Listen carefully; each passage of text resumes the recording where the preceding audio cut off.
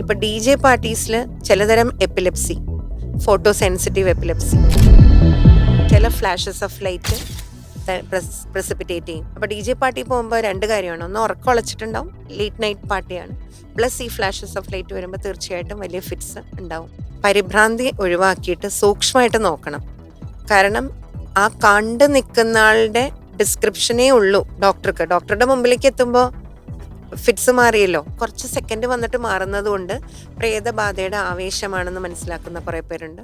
ലഹരി വസ്തുക്കള്, മദ്യം, ഇതെല്ലാം ഫിറ്റ്സ് ട്രിഗർ ചെയ്യും. ജസ്റ്റ് ഒരു ഞെട്ടലായിരിക്കാം, പക്ഷെ അതൊരു വലിയ സിവിയർ ആയിട്ടുള്ള എപ്പിലെപ്സിയുടെ ലക്ഷണമായിരിക്കാം. പിന്നെ ഓർമ്മക്കുറവ്, ശ്രദ്ധക്കുറവ്, പഠന വൈകല്യം, പൊട്ടിച്ചിരി, ലക്ഷണങ്ങൾ വളരെ വ്യത്യസ്തമായിരിക്കുന്നത് കുഞ്ഞുങ്ങളിലാണ്. അപസ്മാരമുള്ള ഒരാൾക്ക് അപസ്മാരം എന്നത് ഒരു മെഡിക്കൽ ഡയഗ്നോസിസ് മാത്രമല്ല, അത് പലപ്പോഴും ഒരു യാത്രയാണ്. ഇതിനോടൊപ്പം ഉള്ളത് സ്വന്തം ജീവിതം തന്നെ അപസ്മാര ചികിത്സയ്ക്കും ഗവേഷണത്തിനുമായി സമർപ്പിച്ച ഒരു വ്യക്തിത്വമാണ് ഡോക്ടർ സിബി മാഡം. മാഡം സ്വാഗതം. അപസ്മാരമെന്ന്, അല്ലെങ്കിൽ ചുഴലി എന്ന്, അല്ലെങ്കിൽ ജന്നി എന്നൊക്കെ നമ്മൾ പറയാറുണ്ട് അല്ലേ? അപ്പോൾ എന്താണ് ഈ അപസ്മാരം അല്ലെങ്കിൽ ജന്നി? അപസ്മാരം ഒരു ബ്രെയിൻ റിലേറ്റഡ് അസുഖം തന്നെയാണ്. മസ്തിഷ്കത്തിൽ നിന്ന് വരുന്ന വിദ്യുത് തരംഗങ്ങൾ ഉണ്ടല്ലോ, നോർമൽ ആക്ടിവിറ്റി തന്നെ, നോർമൽ ഇലക്ട്രിക്കൽ ആക്ടിവിറ്റി ബ്രെയിനിൽ നിന്ന് വരുന്നുണ്ട്. അതിൽ എല്ലാവർക്കും ഒരു നമ്മുടെ ഒരു നോർമൽ ഫംഗ്ഷനിങ്ങിന് ഈ ആക്ടിവിറ്റി ആവശ്യമാണ്. അതിന് വരുന്ന ഒരു വ്യതിയാനം ഉണ്ടാവുമ്പോഴാണ് അപസ്മാരം ഉണ്ടാവുന്നത്.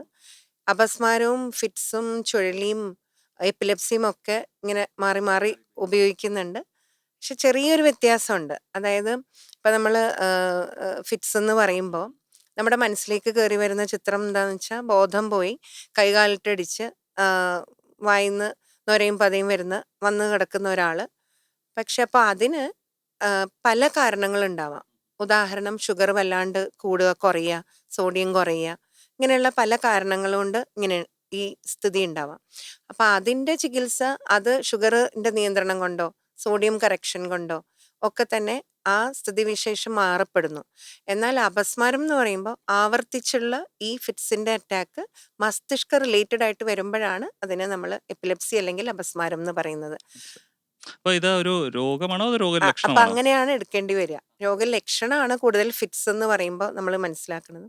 എപ്പിലെപ്സി അല്ലെങ്കിൽ അപസ്മാരം എന്ന് പറഞ്ഞാൽ ആവർത്തിച്ചിട്ടുള്ള ഈ ഫിറ്റ്സ് ഈ മസ്തിഷ്ക റിലേറ്റഡ് ആയിട്ടുള്ള റീസൺ കൊണ്ട്. ആ ഒരു അസുഖത്തിന് നമ്മൾക്ക് വേണമെങ്കിൽ എപ്പിലെപ്സി അല്ലെങ്കിൽ അപസ്മാരം എന്നുള്ള വാക്ക് ഉപയോഗിച്ചു. എന്തുകൊണ്ടാണ് ഇത് ഉണ്ടാകുന്നത്? ഇതിപ്പോൾ ഒരു ജനിതകമായുള്ള കാരണമാണോ, അല്ലെങ്കിൽ അച്ഛനുണ്ടെങ്കിൽ അല്ലെങ്കിൽ അമ്മയ്ക്കുണ്ടെങ്കിൽ മക്കൾക്ക് ഈ അസുഖം വരണമെന്ന് നിർബന്ധമുണ്ടോ? അത് എന്തുകൊണ്ടാണ് ഇങ്ങനെ ഉണ്ടാകുന്നത്? അത് അപസ്മാരത്തിന് ഒരുപാട് കാരണങ്ങൾ ഉണ്ടാവാം. ബ്രോഡ്ലി നമുക്കിങ്ങനെ പറയാം, ജനറ്റിക് ആയിട്ട്, ജനിതകപരമായിട്ട്, അല്ലെങ്കിൽ മസ്തിഷ്ക റിലേറ്റഡ് ആയിട്ട്. ഇപ്പോൾ ഉദാഹരണം പറഞ്ഞാൽ, ഇപ്പം ബ്രെയിനിൽ എന്തെങ്കിലും ക്ഷതങ്ങൾ, മെയിൻലി നമ്മൾ ഭാരതത്തിൽ പ്രസവ റിലേറ്റഡ് ആയിട്ട് കുഞ്ഞുങ്ങൾ ജനിക്കുമ്പോൾ ശിശുക്കളിൽ മസ്തിഷ്കത്തിൽ ഡെലിവറി സമയത്ത് ഉണ്ടാവുന്ന ഇഞ്ചുറി കാരണം സ്കാർ ഉണ്ടാവാം. ഒരു പ്രധാന കാരണമാണ് കുഞ്ഞുങ്ങളിലെ അപസ്മാരം ഇങ്ങനത്തെയുള്ള രാജ്യങ്ങളിൽ, ഡെവലപ്പിംഗ് കൺട്രീസിൽ അതൊരു കോമൺ കോസ് ആണ്. പിന്നെ അപ്പൊ തന്നെ അറിയാൻ പറ്റുന്ന ഒരു കാര്യമാണ്, അതോ കുറച്ചൊക്കെ നമുക്ക് അറിയാം. അങ്ങനത്തെ കുഞ്ഞുങ്ങളുടെ ഡെലിവറി സമയത്തുണ്ടായ പ്രശ്നങ്ങൾ കാരണം ഉണ്ടാവാം നമുക്ക്. അതായത് പ്രശ്നങ്ങൾ ഇൻ ദ സെൻസ്, ഷുഗർ ആ സമയത്ത് ജനിക്കുമ്പോൾ ഷുഗർ കുറയുക, അങ്ങനത്തെ കുഞ്ഞുങ്ങളിൽ ബർത്ത് വെയിറ്റ് കുറവായിരിക്കും, അങ്ങനെ പല കാര്യങ്ങൾ. അപ്പോൾ ഇതൊരു പ്രധാന കാരണമാണ്. അതുപോലെ തന്നെ തലച്ചോറിൽ ഒരു പാട്, അതായത് ഒരു ദശ, ലൈക്ക് ഫോക്കൽ കോർട്ടിക്കൽ ഡിസ്പ്ലേസിയ, അത് ജനറ്റിക് കാരണം കൊണ്ടുണ്ടാവുന്ന ഒരു അബ്നോർമൽ കോശങ്ങൾ അവിടെ ഇരിക്കുന്നു. അതല്ലെങ്കിൽ സ്കാറ്. ഇപ്പം നമ്മൾ പറയും എപ്പിലെപ്സിയിൽ ഏറ്റവും കൂടുതൽ കാരണം, ഏറ്റവും കോമൺ ആയിട്ടുള്ളത് ടെമ്പറൽ ലോബ് എപ്പിലെപ്സി ആണെന്ന്. അതിനകത്ത് ഹിപ്പോക്യാമ്പസ് എന്ന് പറഞ്ഞ ആ ഭാഗത്ത് ഒരു സ്കാർ, ഹിപ്പോക്യാമ്പൽ സ്ക്ലീറോസിസ്. അപ്പോൾ അതാണ് one of the common causes ആണ് എപ്പിലെപ്സിയിൽ. അപ്പം ഇതെല്ലാമാണ് ഇങ്ങനെ പലവിധ കാരണങ്ങൾ. ഇനിയിപ്പോൾ പ്രായമായവരെ എടുക്കുകയാണെങ്കിൽ തലച്ചോറിലെ മുഴ, സ്ട്രോക്ക്, രക്തസ്രാവം. ഇനി വേറെ ഒരു ആംഗിളിലെടുത്താൽ ഇൻഫെക്ഷൻസ്, തലച്ചോറിനെ ബാധിക്കുന്ന ഇൻഫെക്ഷൻ, മെനിഞ്ചൈറ്റിസ്, എൻകെഫലൈറ്റിസ്, ഇതെല്ലാം കാരണം കൊണ്ട് അപസ്മാരം ഉണ്ടാവാം. ജനിതകമായ കാരണങ്ങൾ കാരണം ജനിതകമായിട്ടുള്ള ഒരു കാരണം അതിനകത്തൊരു ചെറിയ ശതമാനമാണ്, പക്ഷെ അതുമാണ്. തലച്ചോറിൽ വേറെ എന്തെങ്കിലും ട്യൂമർ ഉൾപ്പെടെയുള്ള പല കാരണങ്ങൾ കാരണവും ഇതുപോലെ സ്ട്രോക്ക് കൊണ്ടുണ്ടാവും, രക്തസ്രാവം കൊണ്ട്. അപ്പോൾ നമുക്ക് ഈ പ്രായമായവരിലും കുട്ടികളിലും വരുന്ന ഫിറ്റ്സിന് എന്തെങ്കിലും വ്യത്യാസമുണ്ടോ? അത് നമുക്ക് വേർതിരിക്കേണ്ടതായ ഒരു കാര്യമുണ്ടോ? കുട്ടികളിൽ ഉണ്ടാവുന്ന ഫിറ്റ്സിന്റെ പ്രശ്നം എന്താണെന്ന് വെച്ചാൽ, അത് മനസ്സിലാക്കാൻ, അത് ഫിറ്റ്സ് ആണെന്ന് മനസ്സിലാക്കാൻ പ്രായമുള്ളവരിൽ ഉണ്ടാവണ പ്രായപൂർത്തിയായവരിൽ ഉണ്ടാവുന്നതിനേക്കാളും കുറച്ച് ബുദ്ധിമുട്ടാണ്. കുഞ്ഞുങ്ങളിൽ പ്രത്യേകിച്ചും വെറും കുഞ്ഞുങ്ങൾ ഇപ്പം ന്യൂനേറ്റ്സ് നവജാത ശിശുക്കളിലാണെങ്കിൽ ചെറിയ ചില അനക്കങ്ങളോ ചെറിയ വ്യതിയാനങ്ങളേ ഉണ്ടാവുള്ളൂ. ജസ്റ്റ് ഒരു ഇങ്ങനെ ഒരു ഞടുക്കമായിരിക്കും. അതാണ് സ്പാസംസ് എന്ന് പറയുക. കാണുമ്പോൾ നിസ്സാരമാണെങ്കിലും അത് തലച്ചോറിന്റെ പ്രവർത്തനത്തിനെ വല്ലാണ്ട് ബാധിക്കുന്നതാണ്. ഇനി പിന്നെ വേറെ കൈകാലിട്ട് അടിച്ചിട്ടുള്ള ഫിറ്റ്സ് ആണല്ലോ നമുക്ക് ഫിറ്റ്സ് എന്ന് പറയുമ്പോൾ കാണുന്നതും അതാണ് കൂടുതൽ പ്രായപൂർത്തിയായവരിൽ കാണുന്നതും. അങ്ങനെ വേണമെന്നില്ല. കുട്ടികളിൽ ജസ്റ്റ് ഓർമ്മക്കുറവ്, ശ്രദ്ധക്കുറവ്, പഠന വൈകല്യം, അല്ലെങ്കിൽ ക്ലാസ്സിൽ ശ്രദ്ധിക്കാതിരിക്കുക, ഒരു ദിവാസ്വപ്നത്തിൽ ഇരിക്കണ പോലെ ആയിരിക്കുക, വെറുതെ സ്റ്റക്കായിരിക്കുക, അതിനെ പറയുന്ന ആബ്സെൻസ് സീഷർ, ഇങ്ങനെയുള്ള ലക്ഷണങ്ങളൊക്കെ ആയിരിക്കും. അതൊന്നും മനസ്സിലാക്കുക തന്നെ ബുദ്ധിമുട്ടാണ്. അപ്പോൾ ആ ഒരു വ്യത്യാസം ഈ രോഗലക്ഷണങ്ങളിൽ 2 കൂട്ടര് ഉണ്ട്. അതുപോലെ തന്നെയാണ് പലപ്പോഴും കുട്ടികൾക്ക് പനി വരുമ്പോൾ അതിനോടൊപ്പം ഈ ഫിറ്റ്സ് വരുന്നതായിട്ട് കാണാറുണ്ട്. ഹ. അപ്പൊ അതും ഇതേപോലെ തന്നെ എപ്പിലെപ്സി എന്നൊക്കെ നമുക്ക് വിളിക്കേണ്ട ഒരു കാര്യമുണ്ടോ അതിന്? അല്ല. അപ്പോൾ വെറും പനി വന്ന് ഒരു ഫിറ്റ്സ് വരുന്നു എന്നുള്ളതുകൊണ്ട് അത് അപസ്മാര രോഗമെന്ന് പറയാൻ പറ്റില്ല. അതിലൊരു ചെറിയ ശതമാനം കുഞ്ഞുങ്ങൾക്കേ അത് ഭാവിയിൽ പനിയില്ലാതെയും അപസ്മാരം ആവർത്തിച്ചുള്ള ഫിറ്റ്സ് വരികയുള്ളൂ. അതും സാധാരണ ഒരു പനി വരുമ്പോൾ ടെമ്പറേച്ചർ കൂടുമ്പോൾ ഫിറ്റ്സ് വരുന്നു. 15 മിനിറ്റിനുള്ളിൽ മാറുന്നു. അതിന് ചികിത്സ എന്ന് പറയുന്ന ടെമ്പറേച്ചർ കുറയ്ക്കുകയും ആ പനിയുടെ കാരണം ചികിത്സിക്കുകയുമാണ്. അല്ലാതെ അവർക്ക് ഫിറ്റ്സിന്റെ മരുന്നുകളുടെ ആവശ്യം വളരെ അപൂർവമായിട്ടേ വരുന്നുള്ളൂ. അപ്പോൾ ആവർത്തിച്ച് ഫിറ്റ്സ് വരികയും അല്ലെങ്കിൽ ഒരു ഫിറ്റ്സ് തന്നെ കുറേ 15 മിനിറ്റിനൊക്കെ കൂടുതൽ നിൽക്കുകയും ചെയ്യുന്ന അവസ്ഥയാണ് നമ്മൾ ഫിറ്റ്സിന്റെ മരുന്നും കൂടി ചേർക്കുക. അങ്ങനെയുള്ളവരിലാണ് കുറച്ചും കൂടി ഭാവിയിൽ അപസ്മാരത്തിന് ചാൻസും ഉണ്ടാവുക. അപ്പോൾ നമ്മളിപ്പോൾ കുട്ടികളുടെ കാര്യം പറഞ്ഞു, മുതിർന്നവരുടെ കാര്യം പറഞ്ഞു, ഫെബ്രുവരി അല്ലെങ്കിൽ പനി വരുമ്പോൾ ഉണ്ടാകുന്ന സീഷനെ കുറിച്ച് പറയും. അപ്പോൾ എന്തൊക്കെ തരമാണ് ഈ അസുഖം ഉണ്ടാകുന്ന അപസ്മാരം എന്ന രോഗത്തിന് എന്തൊക്കെ തരത്തിലാണ് നമുക്ക് വിവരിക്കാൻ കഴിയുക? ആം, അത് എങ്ങനെയാന്ന് വെച്ചാൽ ഇപ്പോൾ അപസ്മാരം ഞാൻ പറഞ്ഞല്ലോ, ഉം. തലച്ചോറിന്ന് വരുന്ന ഉം. നോർമൽ അല്ലാത്ത ഉം. വേവ്സ് കൊണ്ടാണെന്ന്. ഉം. അപ്പൊ അത് ഒരു ഭാഗത്തുനിന്ന് തലച്ചോറിന്റെ ഒരു ഫോക്കസ് എന്ന് വരുമ്പോൾ നമ്മളത് പറയും ഫോക്കൽ എപ്പിലെപ്സി എന്ന് ഓക്കെ. പറയും. അതായത് തലച്ചോറ് മുഴുവനും പാർട്ടിസിപ്പേറ്റ് ചെയ്യുന്നില്ല. ഓക്കെ. ആ തലച്ചോറിലെ ഫിറ്റ്സ് ഏതെങ്കിലും ഒരു സ്പെസിഫിക് ഫിറ്റ്സ് പോയിന്റിൽ. ഉണ്ടാക്കാനായിട്ട് മൊത്തം തലച്ചോറും പങ്കെടുക്കുന്നില്ല. ഒരു ചെറിയ ഭാഗത്തുനിന്ന് നോർമൽ അല്ലാത്ത തരംഗങ്ങൾ വരുന്നു. അത് ഫോക്കൽ എപ്പിലെപ്സി എന്ന് പറയും. ജനറലൈസ്ഡ് എപ്പിലെപ്സി എന്ന് പറയുമ്പോൾ തലച്ചോറിന്റെ 2 വശങ്ങളിൽ നിന്നും 2 ഹെമിസ്ഫിയറിൽ നിന്നും ഒരേ സമയത്ത് ഒരുപോലെ, അതായത് വ്യാപകമായിട്ട് ആ നോർമൽ അല്ലാത്ത തരംഗങ്ങൾ ഉൽപ്പാദിപ്പിക്കപ്പെടുമ്പോഴാണ് അത് ജനറലൈസ്ഡ് എപ്പിലെപ്സി എന്ന് പറയുമ്പോൾ. ഇനി ഈ ഫോക്കൽ എപ്പിലെപ്സി തന്നെ ചിലപ്പോൾ ചെറിയ ഫോക്കൽ എപ്പിലെപ്സി ചിലപ്പോൾ ഒരു സൈഡ് ഇങ്ങനെ വരച്ചുകൊണ്ടിരിക്കുന്നുണ്ടാവും.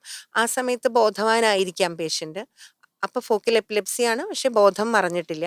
വേറെ ഒരു കൂട്ടരിൽ ഒരു ഫോക്കസിൽ നിന്നാണ് EG എടുക്കുമ്പോൾ മനസ്സിലാവുന്നത് ഫിറ്റ്സ് വരുന്നതെന്ന്, പക്ഷെ അവർക്ക് ബോധം മറഞ്ഞിട്ടുണ്ടാവും. അപ്പൊ അതനുസരിച്ച് ഏതൊക്കെ തലച്ചോറിന്റെ ഭാഗത്താണ് എവിടെ എത്രമാത്രം ഇൻവോൾവ് ആണ് അതനുസരിച്ചിരിക്കും ബോധത്തിന്റെ അളവ് ഇൻവോൾവ് ആയിട്ടുള്ളത്. അവിടെ നേരത്തെ സൂചിപ്പിച്ചല്ലോ എല്ലാവർക്കും ഈ കൈകാലിട്ടടിക്കുന്ന രീതിയിൽ തന്നെ ഫിറ്റ്സ് വരണമെന്നില്ലാന്ന്.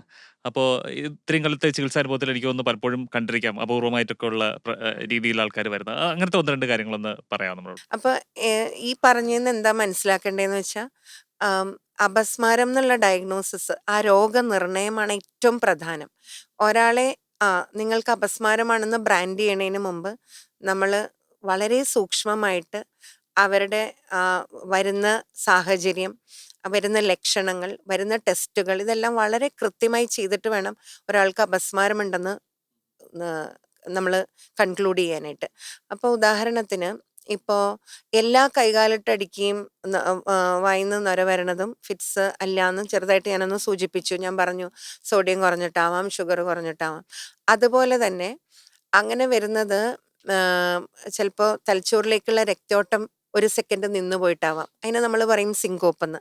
അപ്പോഴും അവർ കൈകാലിട്ടടിച്ചിട്ട് വീണിട്ടുണ്ടാവും. പക്ഷെ അതിന് കാരണം തലച്ചോറിന്റെ എപ്പിലെപ്സിയുടെ വേവ്സ് അല്ല കാരണം. ഒരു സെക്കൻഡ് നേരത്തേക്ക് തലച്ചോറിലേക്കുള്ള രക്തയോട്ടം പോയിട്ടാണ്. അതല്ലെങ്കിൽ പക്ഷാഘാതം കൊണ്ടുണ്ടാവാം ഇങ്ങനെ ഉള്ള ഒരു ലക്ഷണം. അതല്ലെങ്കിൽ ഈ ലവണങ്ങളുടെ ഏറ്റക്കുറച്ചിൽ, ഇപ്പം ഞാൻ പറഞ്ഞതാണ് ഷുഗർ സോഡിയത്തിന്റെ ഏറ്റക്കുറച്ചിലുകൾ കൊണ്ടുണ്ടാവാം. അതല്ലെങ്കിൽ മാനസിക സമ്മർദ്ദം കൊണ്ടുണ്ടാവാം. അതിന് നമ്മൾ പറയും സൈക്കോജനിക് നോൺ എപ്പിലെപ്റ്റിക് ഇവന്റ്സ് എന്ന്. അത് ഇതുപോലെ തന്നെ പ്രസന്റ് ചെയ്യാം. പ്രസന്റ് ചെയ്യും. പക്ഷെ അവരുടെ EG എടുത്തു പോകുമ്പോൾ കംപ്ലീറ്റ്ലി നോർമലാ. പിന്നെ എങ്ങനെയാ നമുക്ക് മനസ്സിലാവുക? അതിന്റെ രോഗലക്ഷണങ്ങളുടെ സസൂക്ഷ്മമായിട്ടുള്ള ഒരു വീക്ഷണം കൊണ്ടും ആ സാഹചര്യം അവർ ഏത് സന്ദർഭത്തിലാണ് ഇതിങ്ങനെ അവർക്ക് വന്നതെന്നുള്ളതും. ഉം, ഉം. അതല്ലെങ്കിൽ ഹാർട്ടിന്റെ ഇടിപ്പൊരു ശകലം മാറി വരുമ്പോൾ, അതായത് അരിത്മിയ കൊണ്ടും നമുക്ക് ഇങ്ങനെ ഉണ്ടാവാം. അപ്പോൾ നോക്കൂ, ഇങ്ങനെ പല കാരണങ്ങൾ കൊണ്ടും നമ്മൾ പുറമേ കാണുമ്പോൾ അപസ്മാരാണ്. പക്ഷേ എല്ലാം വ്യത്യസ്ത കാരണങ്ങളും വ്യത്യസ്ത ചികിത്സയും വ്യത്യസ്ത പ്രോഗ്നോസിസും ആണ്. അതൊക്കെ വളരെ നിസ്സാരമായിട്ടോ ചെറിയ ഒരു തവണ ചികിത്സിച്ച് മാറ്റാവുന്നതാണെങ്കിൽ, നമ്മൾ പറയുന്ന അപസ്മാരത്തിന് കുറച്ച് ദീർഘ ചികിത്സ വേണ്ടതാണല്ലോ. മനസ്സിലായി. അപ്പോൾ എല്ലാവരും എപ്പോഴും ഇങ്ങനെ താഴെ വീണ് കൈയിട്ടടിക്കുന്നത് അപസ്മാര അസുഖം തന്നെ ആവണമെന്നില്ല. ഇതുപോലെ ഇല്ല. തന്നെ ഷുഗർ കുറഞ്ഞിട്ടോ മറ്റു കാരണങ്ങൾ അതെ, കാരണം അതുപോലെ അതെ. വരാം അല്ലേ? ശരി. അതുകൂടാതെ ഈ അപസ്മാരം തന്നെ പല രീതിയിൽ പ്രസന്റ് ചെയ്യുന്നു എന്നും മാഡം പറയുന്നുണ്ടായിരുന്നു. അതെ. അപ്പോൾ അതിന് ഒന്ന് രണ്ട് ചികിത്സാ അനുഭവങ്ങളൊന്ന് പറയാമെങ്കിൽ, പറയാം. ഏതെങ്കിലും രോഗികൾ പല രീതിയിൽ വന്നിട്ടുണ്ടായിരിക്കുമല്ലോ ഇത്രയും കാലയളവിൽ. അതെ, അതെ. ആ, ഞങ്ങൾ തന്നെ ഞെട്ടിയ സംഭവങ്ങൾ പറയാം. Right. അതായത് ഒരു ചെറിയൊരു കുട്ടി, ഒരു തമിഴ്നാട്ടിൽ നിന്നാണ്. വളരെ കുറച്ച് എന്താ പറയാ, ഫൈനാൻഷ്യലി സാമ്പത്തികമായിട്ട് ബുദ്ധിമുട്ട് നേരിടുന്ന ഒരു ഒരു ലേബർ ക്ലാസ് വീട്ടിൽ നിന്ന് വരുന്ന കുട്ടിയായിരുന്നു. അപ്പൊ എന്നിട്ട് പോലും തമിഴ്നാട്ടിൽ പല സെന്ററിലും അവർ കാണിച്ചു. പക്ഷെ കുട്ടിയുടെ എത്ര ലക്ഷണം ഇതാണ്. വയസ്സുണ്ടായിരുന്ന ഒരു ഏകദേശം? 5-6 വയസ്സിൽ 5-6 വയസ്സുള്ള സ്കൂളിൽ കുട്ടി. പോയി തുടങ്ങുന്ന ഓ, സമയത്താണ് അത് കൂടുതൽ അവരുടെ ശ്രദ്ധയിൽപ്പെട്ടത്. ശരി, ശരി. കാരണം ക്ലാസ്സിലിരിക്കുമ്പോൾ കുട്ടി അകാരണമായിട്ട് പൊട്ടിച്ചിരിക്കും. ജസ്റ്റ് ചിരി മാത്രമേ ഉള്ളൂ, വേറെ ഒരു ബോധം പോവുക അങ്ങനെ ഒന്നും? കുറച്ച് സെക്കൻഡുകൾ നേരത്തേക്ക് പൊട്ടിച്ചിരിക്കും. ആ സമയത്ത് കുട്ടിയോട് എന്ത് ചോദിച്ചാലും ഉത്തരം പറയില്ല, ചിരിക്കുകയാണല്ലോ. അത് കഴിഞ്ഞിട്ട് ശരിയാവും. വീണ്ടും അവൻ മറ്റുള്ളവരോട് നോർമലായിട്ട് ഇടപെടും. അപ്പം എന്താ, ആദ്യം കുറച്ചൊക്കെ ടീച്ചർമാർ അവനെ പറഞ്ഞു മനസ്സിലാക്കി, ഇങ്ങനെ ചിരിക്കാൻ പാടില്ല. അവിടെ ഒരു ജോക്കും അടിച്ചില്ല, പക്ഷെ ചിരിച്ചിരിക്കുകയാണ്. അപ്പൊ അവര് പറഞ്ഞു, വീട്ടുകാരെ വിളിച്ചിട്ട് പറഞ്ഞു കൗൺസിലിങ്ങിന് കൊണ്ടുപോകണം, എന്തോ ഇതുണ്ട്. എന്നിട്ട് നല്ല ശിക്ഷയും കൊടുക്കും. നല്ലോണം എനിക്ക് പലപ്പോഴും ആൾക്കാർ അതൊരു മാനസിക ബുദ്ധിമുട്ടാണെന്നോ അങ്ങനെ വല്ലതായിരിക്കും കരുതുക അല്ലേ? ആണെന്നോ ധിക്കാരമാണെന്നോ അങ്ങനെ ടീച്ചർക്കത് മനസ്സിലാവുന്നില്ല. പെട്ടെന്ന് പൊട്ടിച്ചിരിക്കുകയാണ്, പിന്നെ കുറെ ചിരിക്കുന്നില്ല. അങ്ങനെ അനവധി തവണയായപ്പോഴേക്കും ഇവർക്ക് തന്നെ വീട്ടുകാർ പിന്നെ മറ്റു ഡോക്ടേഴ്സിൻ്റെ അടുത്ത് കാണിച്ചു, ഒന്നും മനസ്സിലായില്ല. സൈക്യാട്രിസ്റ്റിനെ കാണിച്ചു, മനസ്സിലായില്ല. പിന്നെ നമ്മുടെ സെന്ററിലേക്കും വന്നു. ഇതാണ് ലക്ഷണം, ഇത് മാത്രമേ ഉള്ളൂ. ക്ലാസ്സിൽ പഠിക്കുന്നില്ല, കുട്ടി ഒരു കുറച്ച് ധിക്കാരപൂർവ്വം പെരുമാറുന്നു എന്ന് ടീച്ചർമാർ പറയുന്നു. ഞങ്ങളുടെ വീട്ടിലും ചിലപ്പോഴൊക്കെ ഇവനിങ്ങനെ വെറുതെ ഇരുന്ന് ചിരിക്കും. സൈക്യാട്രിസ്റ്റിനെ കാണിക്കുന്നുണ്ട്, മരുന്ന് കഴിച്ചു. അപ്പൊ കുറച്ചും കൂടി ഒരു ഡള്ളായി എന്നല്ലാതെ ചികിത്സയ്ക്ക് ഇതിന് മാറ്റം ഉണ്ടായില്ല. മാറ്റമില്ല. അപ്പൊ നമ്മൾ നോക്കുമ്പോൾ അവൻ ഉറക്കത്തിൽ പോലും ഉണർന്നിരുന്ന് പൊട്ടിച്ചിരിക്കുന്നുണ്ട്. അതൊരു ക്ലൂ ആണ്. ഓക്കെ. അപ്പോൾ ഉറക്കത്തിലും ആ കുട്ടിക്ക് ഒരു റീസൺ ഇല്ല, എഴുന്നേറ്റ് പൊട്ടിച്ചിരിച്ച് അവിടെ ഒരു കോണ്ടെക്സ്റ്റ് ഇല്ലാതെയും ചിരിക്കുന്നു. എല്ലാ തവണയും ഒരേ പ്രകൃതത്തിലുള്ള ചിരിയുമായിരുന്നു ആ ഹിസ്റ്ററി എന്ന് കേൾക്കുമ്പോൾ. അപ്പോൾ നമ്മളിവിടെ വീഡിയോ മോണിറ്ററിങ് ചെയ്തു. അപ്പോൾ ജിയോടൊപ്പം തന്നെ ആ വീഡിയോയും റെക്കോർഡ് ചെയ്തു. ഞങ്ങൾ ആ ചിരി റെക്കോർഡ് ചെയ്തു. ചിരി റെക്കോർഡ് ചെയ്യും, പിന്നെ അതിൻ്റെ ഇടയിൽ നോക്കുകയും ചെയ്യുമ്പോൾ അത് ഫിറ്റ്സിന്റെ അടയാളമാണ്. ഫിറ്റ്സിന്റെ അടയാളങ്ങൾ അതിനകത്ത് ഞങ്ങൾക്ക് മനസ്സിലായി. MRI എടുത്ത് ചിരിയായിട്ട് നോക്കി. ഇങ്ങനെ കാണിക്കുമ്പോൾ ബ്രെയിനിലുള്ള വേവ്സിന് വ്യത്യാസങ്ങൾ അത് ഉണ്ടാവുന്നുണ്ടായിരുന്നു. കൂടാതെ ചിരി സമയത്ത് ഒരുപാട് ഈ മൂവ്മെന്റിന്റെ ചേഞ്ചസ് വരണോണ്ട് കൃത്യം മനസ്സിലാവില്ലെങ്കിലും, അല്ലാതെയുള്ള സമയത്ത് ജിയിൽ സ്പൈക്ക് എന്ന് പറയും, ഒരു ബയോമാർക്കറാണ് എപ്പിലെപ്സിയുടെ. അപ്പോൾ ആ നോർമൽ അല്ലാത്ത ബ്രെയിൻ വേവ്സ് അവിടെ കണ്ടു. അപ്പോൾ ഞങ്ങൾക്ക് മനസ്സിലായി എപ്പിലെപ്റ്റിക് ഇതാണ്. അപ്പോൾ ഇതിന് ജെലാസ്റ്റിക് സീഷർ എന്ന് പറയും, ഇങ്ങനെ പൊട്ടിച്ചിരിക്കുന്നു എന്ന്. അപ്പോൾ കുട്ടിയോട് അപ്പോൾ കുട്ടി ആദ്യമേ പറയുന്നുണ്ട് ഞാൻ മനഃപൂർവ്വം അല്ല ചെയ്യണേന്ന്, പക്ഷെ അത് മനസ്സിലാക്കാൻ പറ്റിയിരുന്നില്ല. അപ്പോൾ MRI എടുത്ത് നോക്കുമ്പോൾ ഹൈപ്പോതലാമസ് എന്നുള്ള ഗ്രന്ഥിയിൽ ഒരു ചെറിയ വളർച്ചയാണ്. ക്യാൻസർ അല്ല, ഒരു ചെറിയ ഹെമർട്ടോമ എന്നൊക്കെ പറയും. അപ്പോൾ അതിന് അവര് ഇപ്പോ അതായത് അതുകൊണ്ടാണ്. അപ്പോൾ അപസ്മാരത്തിന് കോണ്ടെക്സ്റ്റിൽ തന്നെ പറയുമ്പോൾ നൂതന ചികിത്സാ രീതികൾ ഉണ്ടെന്ന് ആദ്യം പറഞ്ഞല്ലോ. അതിന്റെ ഭാഗമായിട്ട് തല തുറക്കാതെ ലേസർ പോലെയുള്ള രശ്മികൾ അകത്തേക്ക് വിട്ട് ആ ട്യൂമറിനെ കരിച്ചു കളയാനുള്ള ടെക്നിക്ക് ഇപ്പോൾ ഉണ്ട്. അത് ചെയ്തു. അപ്പോൾ അത് ഹൈപ്പോതലാമിക് ടിഷ്യൂ, ആ നോർമൽ അല്ലാത്ത ടിഷ്യൂ സൂക്ഷ്മമായിട്ട് നമുക്ക് ടാർഗറ്റ് ചെയ്ത് ലേസർ പോലെയുള്ള രശ്മികളെ കൊണ്ട് കരിച്ചു കളയുന്നു. തല തുറക്കാത്തതുകൊണ്ട് തന്നെ കുറേ ദിവസമൊന്നും ഇവിടെ നിൽക്കേണ്ടി വന്നില്ല. 2-3 ദിവസം കൊണ്ട് അവൻ വീട്ടിലേക്ക് പോയി. പിന്നെയും ഫോളോ അപ്പിന് വരുമ്പോൾ അവൻ വളർന്നു, ഇപ്പൊ ഹൈസ്കൂളൊക്കെ കഴിഞ്ഞു. അപ്പൊ അവൻ പിന്നീട് പൊട്ടിച്ചിരിക്കുന്നില്ല. ടീച്ചർമാർക്കും അധ്യാപകർക്കും മറ്റുള്ള ആൾക്കാർ, ഇവനെ ഒരുപാടൊക്കെ ഗുണദോഷം ചെയ്ത ആൾക്കാർക്കും വലിയ സങ്കടമായി.